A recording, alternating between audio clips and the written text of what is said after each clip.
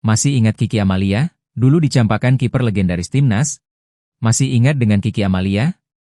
Ya, Kiki Amalia dulu terkenal sebagai istri kiper legendaris timnas Indonesia, Marcus Horizon. Kiki Amalia awalnya mencuri perhatian publik berkat kiprahnya sebagai disc joki dan bintang sinetron. Namanya makin melambung kala Kiki Amalia dipinang oleh Marcus Horizon pada 2010. Marcus, yang saat itu menjadi kiper andalan timnas Indonesia, dikenal sebagai salah satu penjaga gawang terbaik yang pernah dimiliki Indonesia. Kehidupan rumah tangga mereka selalu menjadi perhatian.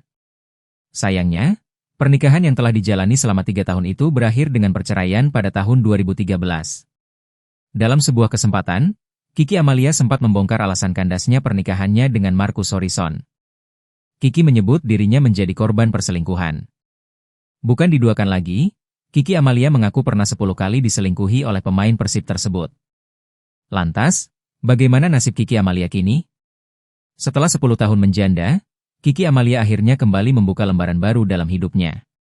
Kiki menikah dengan seorang pria bernama Agung Nugraha pada tahun 2022. Pernikahan ini membawa kebahagiaan baru baginya. Pada 28 Februari 2024, Kiki melahirkan anak pertamanya di usia 42 tahun.